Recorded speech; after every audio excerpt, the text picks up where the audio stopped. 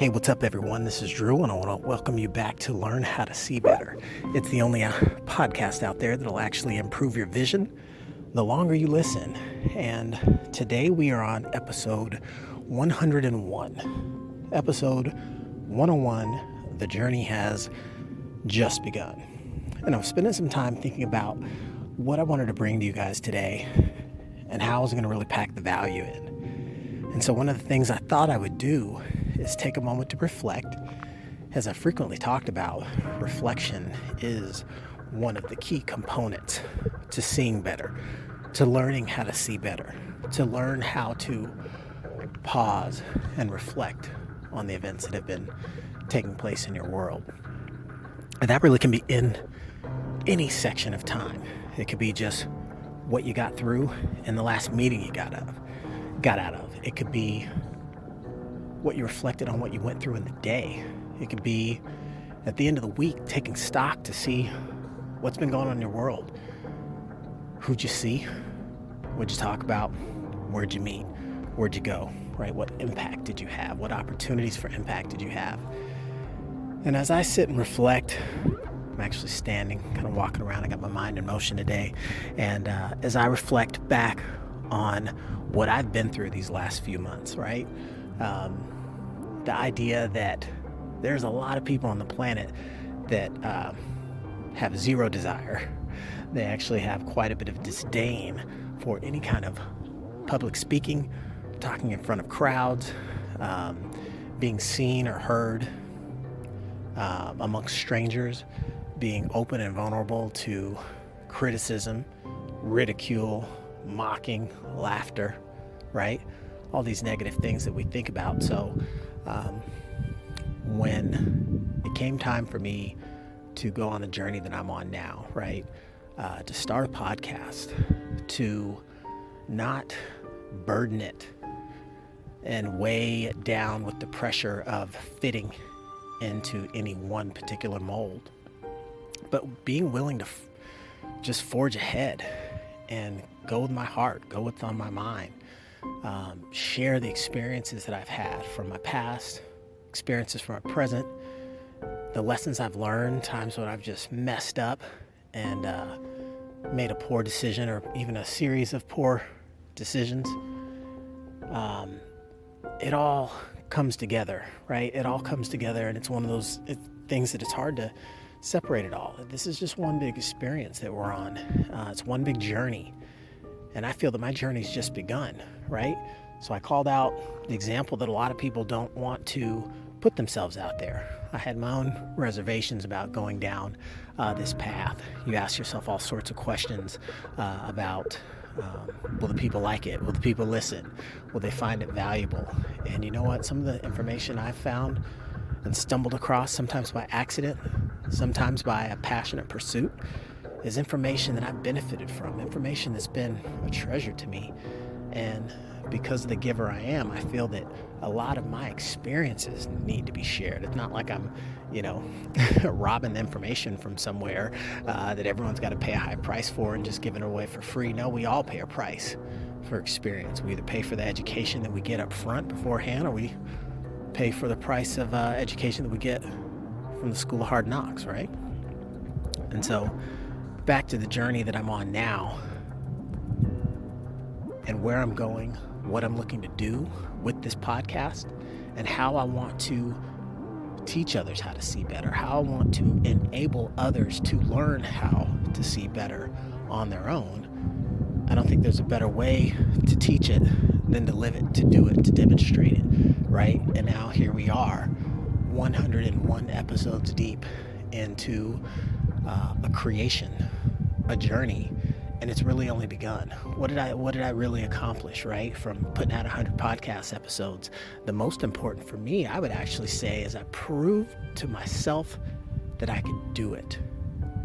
I proved to myself that I could do it, because that's probably one of the biggest doubts any of us have when we start on a journey that will test our personhood, test our ability to be vulnerable with the world, a giant echo chamber of strangers, or even worse than that, nobody, right? You're digging out your deepest, darkest fears and challenges and just sharing those freely with hopes that someone might be able to relate to the trials and tribulations and be able to, just through a listening ear, convey energy back to you, right? I think there's a certain energy that actually comes with attention. If I've captured your attention, I have a certain attractive power. Power and energy, they go together, right? It's the same thing. So if I have the ability to captivate with words, and I have a certain attractive power that can bring things to me. And when I look to go through the world, aren't we all attracting something? We're attracting good people, we're attracting bad people, we're attracting wealth, we're attracting poverty, we're attracting health, we're attracting disease. But we are all attracting something, and it's really driven by our vibrational energy that stems directly from our thoughts. And not to get all deep on you guys too much right out of the gate here on the next batch of 100 episodes, but I talk about this because sometimes there's things that you want to share, but you're not able to quite, you can't quite put them into words. You can't quite find the right way to express it. You can't find the right way to convey the message, and it can be frustrating, right? It can be so frustrating to the point where you might not even want to start on a new journey. And I think that was probably one of the biggest things that, again, that I've dealt with on this journey so far, is when you feel you have something of value that you want to share with others. And, well, hey, if they're not asking for it, right? It's probably a lot of times deemed that you're, force feeding them in some ways. And, I didn't want to be that guy. I don't want to be the bugaboo, the bearer of good news, the bearer of wisdom, the bearer of insight, the bearer of guidance, and wisdom. But you don't want to force that on people. You don't want to force your views on people. You don't want to just, you don't want to be preaching if it ain't your choir in some instances, right? Get booed out of the building, hauled out and thrown into the back. But, upon being essentially challenged to take the next step in the journey of growth, and I read in a great book that the next step in our growth journey is actually contribution, to take our expert secrets and share them with the world. Because when you start to develop skills in one arena or another, and you might be gifted with, a unique skill set, and you might have even put in the hard work and the reps to refine that skill, right, to the point you've mastered it. That's a real point of learning, is master anyway, isn't it? And so when we get to that point, it's like, okay, well, now what? You've done all the reading, you've done all the studying, you've done all the grinding, the fine-tuning, the perfecting. You got it. You are the expert. So what do you do with all that, right? What do you do when you have all the knowledge, all the know-how, all the juice? Would it be possible to think that you might be able to make a more positive impact on the world and make it a better place than it currently is, if you were willing to maybe just give up a tad little bit of that, to maybe share just a sip with the world? I mean, think about it. If you've, what would be an example I could pull from thin air right off the fly? If you've created something magnificent, I mean, if you've got a great invention, right? You don't want it to just stay harbored in your head as this great idea that never made it to the masses, And I mean, even think, some of the greatest minds that we know of our time, of our generation, have had ideas that they just didn't think were good enough. We've all had a good idea, right? And then we'll second guess it. We'll discount it on our own. Hey, nobody will go for that. Nah, I don't think that's any good. Didn't you try that once before and got laughed out of the building? So sometimes even our best ideas, we just don't give enough credence. We just don't give enough belief. We don't give them the time to grow beyond an idea. Because what can you do with an idea anyway, right? Well, some ideas change the world. And so when you think about ideas and the ones that are keepers, the ones that are throwaways, I mean, could you imagine if Steve Jobs never came out with the iPod? Right? If there was never an iPod. If there was never an iPod, there might have never been an iPhone.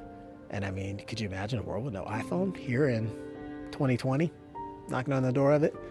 It's unfathomable, right? We can't even imagine an idea not being a part of our day-to-day existence. How powerful is that? And I want to give the man his props, but are there not others in the world that could also come up with great world-changing inventions? And they don't all have to be technology. It could be a process. It could be a mindset, a methodology, a culture that you cultivate, that you could brand. I mean, it's just so many different things, right? But we have to be willing to take some of those ideas and put them on a track, put them on a path, give a little wind beneath their back, give it a little nudge, stick with it, hold its hand, let it get its legs strong, and go forth and become something great. And we have to do the same thing in our own world. Be willing to hold our own hand.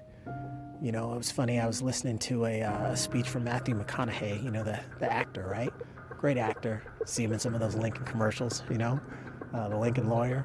And it was funny to hear him talking in one speech that he gave. I don't know if it was a commencement speech or something he was on stage for, and he said he was talking about his hero. And the point of the story, you have to go out there and check it out. It's on YouTube, Matthew McConaughey hero story or something to that effect. But he was saying his hero was himself 10 years into the future. So he was always just running and gunning to be the best, or at least a better version of himself, so that he could kind of catch up to himself. And then 10 years from now, of course, he may have arrived, he may not, and that's less of what's important. But typically upon arrival, you say, well, who's your hero now? Haven't you reached it? It's like, well, no, it's still me a decade from now. That's beautiful. That's so beautiful. And the fact that it requires a journey, it requires the ups, the downs, the trials, the tribulations, the drudgery, that you might have to get through. And those plateaus, so many different landscapes and terrains when you talk about a true journey in life, symbolically and figuratively speaking, and in the real world, right? But being willing to go forth on a journey and commit to that journey, to commit to a path for some extended period of time. Because we've all heard of the compound effect, right?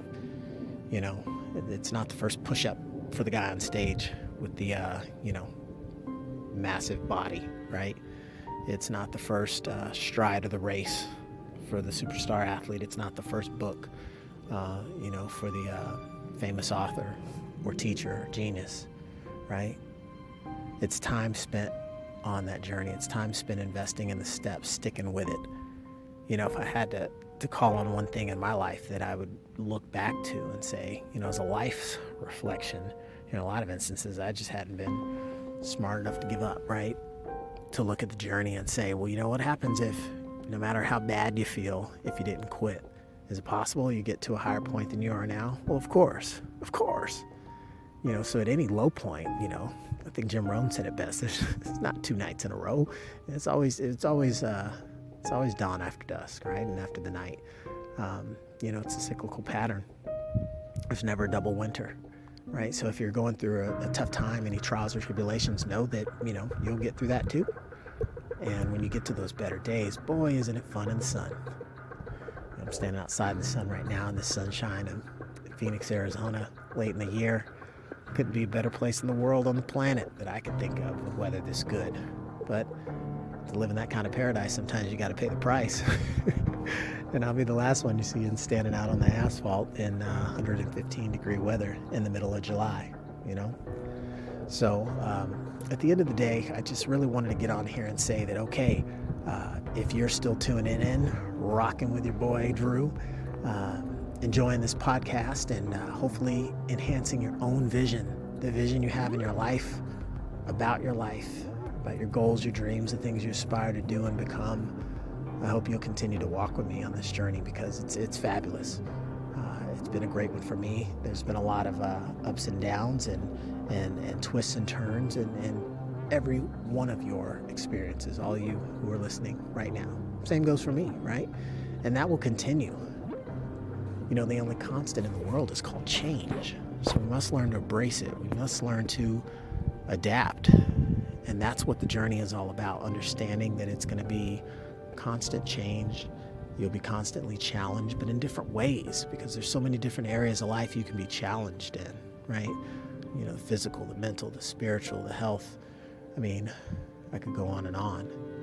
But being willing to commit to taking a journey and forging ahead. And, as the saying goes, you're going to catch me, climbing that mountain. Either I'm going to be waving the flag from the top or dead along the side because I ain't coming back.